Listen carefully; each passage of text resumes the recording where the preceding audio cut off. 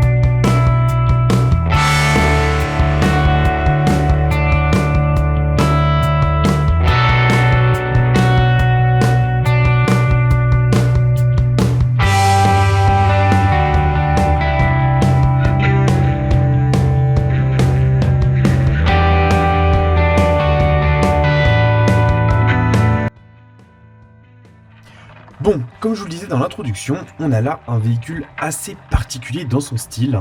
Alors forcément, un Citroën Xara Picasso, c'est un monospace, tout ce qu'il y a de plus classique. Et là, on se demande comment on a pu passer de ça à ça. Donc justement, je vais vous en parler un petit peu. On arrête le plateau, je vais vous déplacer un petit peu le Xara Picasso Cup de ce côté-là. Et de l'autre côté, on va mettre un Xara Picasso de série, également à l'échelle 18e, ça va permettre de comparer un petit peu.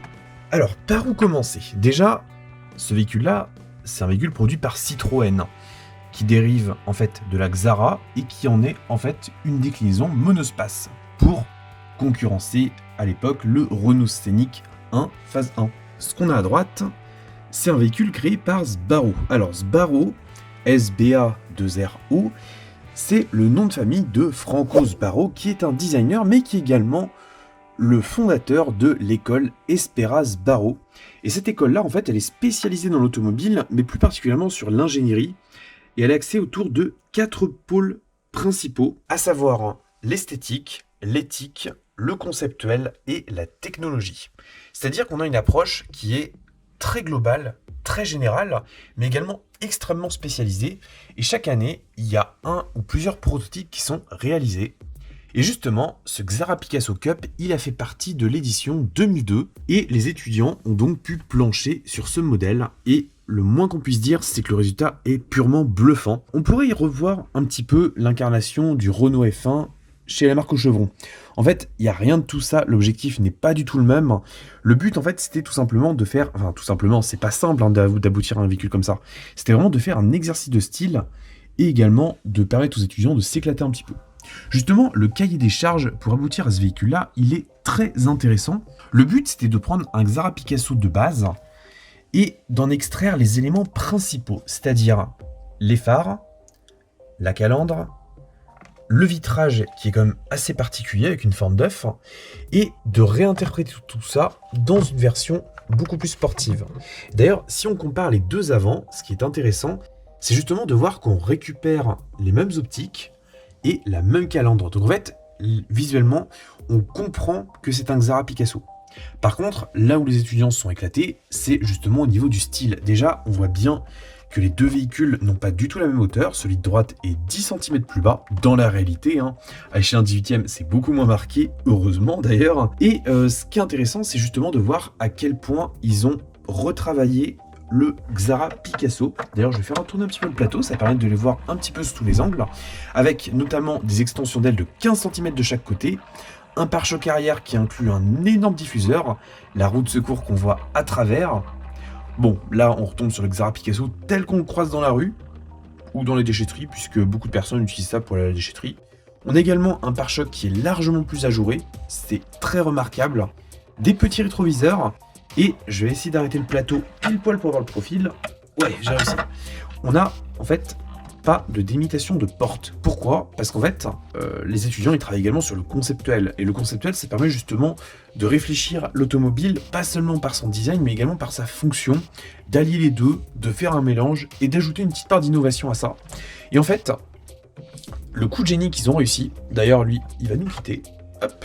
Le coup de génie des étudiants, ça a été en fait de repenser le système de porte, c'est-à-dire de supprimer le système classique avec 4 portes, 2 de chaque côté, 2 à l'avant, 2 à l'arrière, pour au final ne garder que 2 portes papillons. C'est-à-dire, les portes papillons, si vous voyez un petit peu la Mercedes 300 SL Gullwing, c'est le même principe. En fait, les portes avant et arrière ont été fusionnées pour justement qu'elles puissent se lever et donner accès simultanément aux places avant et aux places arrière. Donc ça, rien qu'au niveau de la conception, c'est assez bluffant. Et ce qui est intéressant de voir, c'est qu'au final, la préparation, elle a été très aboutie, puisqu'on retrouve des jantes en 19 pouces, alors c'est des OZ Superleggera, en 19 pouces, mais je crois que je l'ai déjà dit, en 3 parties. Elles ont un revêtement couleur dorée qui rend très bien et qui contraste bien avec le choix du rouge de la carrosserie. D'ailleurs, pourquoi le rouge ? Personnellement, je pense que c'est pour faire directement écho au Citroën sportif de l'époque, au département Citroën Racing, et je trouve que ça marche carrément bien. On va continuer à faire tourner un petit peu la miniature, et je vais vous parler de quelques détails sympas. Déjà, il faut savoir qu'à l'échelle 1, ce véhicule-là était élaboré en seulement 3 mois. Et là, on se dit qu'en 3 mois, les étudiants n'ont vraiment pas chômé. On va passer un petit peu dans le détail maintenant, parce qu'il y a quand même pas mal de choses à voir aussi. Alors, déjà, au niveau de la modélisation de l'avant, on est très bon dans l'ensemble. La grille avant, à mon regret, elle n'est pas percée, mais elle a une texture en fait qui donne l'impression de micro-points, ce qui ajoute quand même un peu de réalisme. Et au final, vu qu'on a le lettrage Citroën ici, notre regard se porte essentiellement sur le lettrage, plus que sur la grille. Donc, c'est pas si dérangeant que ça.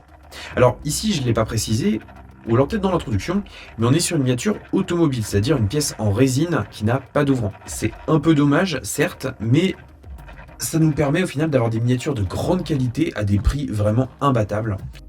Alors, pour continuer dans les détails sympas, on est à l'arrière, on en profite. On a donc la roue de secours qui est placée derrière la vitre.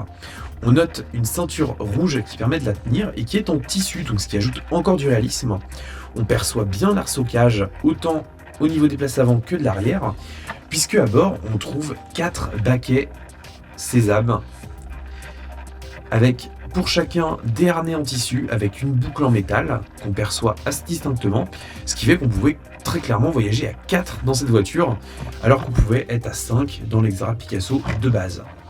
On a également un aileron assez massif et les sponsors qui apparaissent sur les bas de caisse. Enfin, bas de caisse qui sont d'ailleurs très hauts, ce qui donne en fait un sentiment de voiture posée au sol, un petit peu comme l'Espace F1 à son époque. Mais l'Espace F1 était comme sorti pas loin de 10 années avant ce véhicule-là. Il faut savoir également que ce Barrow s'est beaucoup intéressé au monospace, il n'y en a pas eu qu'un seul de produit, donc il n'y a clairement pas eu que ce véhicule-là. Ils avaient fait à l'époque également un Xterra Picasso nommé El Bicho, qui était en fait une version destinée à concurrencer le Scénic RX4 avec un look un peu baroudeur, et si je dis pas de bêtises, je crois qu'il y avait les 4 roues motrices. Malheureusement, ça n'a pas vu le jour, tout comme le Renault e-Speeder, qui était une sorte d'Espace 3 en version totalement découvrable. Il y a même eu un Volkswagen Charan préparé à peu près similairement, même s'il y avait les arches qui avaient été gardées. Bref, on manque clairement pas d'idées chez ce Barrow, et ce modèle-là, je trouve que c'est un petit peu la consécration. Personnellement, c'est un véhicule qui m'a toujours fasciné. On pourrait vraiment penser qu'il est sorti de chez Citroën Racing pour en faire un exercice de style. D'ailleurs, véhicule présenté au Salon de Genève en 2002, donc ouais, ça ne nous rajeunit vraiment pas. À bord, on trouve un tableau de bord qui est assez détaillé, donc comme d'habitude, je vous mets des photos sur la vidéo, avec un levier de vitesse. On a également ici les trappes de remplissage de carburant. Il y en a uniquement du côté droit, parce que sur certaines voitures, c'est du côté gauche et du côté droit pour gagner du temps. L'intérieur est bien modélisé, c'est très satisfaisant. On conserve les compteurs sur la partie haute, donc ça c'est assez amusant. Et tout le sol a été peint en couleur alu, donc ce qui donne encore du réalisme. Au final, c'est vraiment une très belle pièce, ce Xterra Picasso Cup by Barrow. Alors au niveau de la motorisation, il faut savoir que c'était pas le but principal de faire un monospace survitaminé. Donc ils ont repris en fait le moteur des Peugeot 306 S16. Et l'ensemble a été poussé pour atteindre les 250 chevaux. Alors il y a eu un travail colossal qui a été effectué au niveau de l'admission, mais également au niveau de l'échappement, puisque on est en échappement libre. Et les journalistes de l'époque ont le souvenir d'un véhicule qui gueule pas mal. Alors, Au niveau du dessous du châssis, malheureusement, c'est pas modélisé. On est quasiment sur un fond plat, avec bien sûr le gros diffuseur.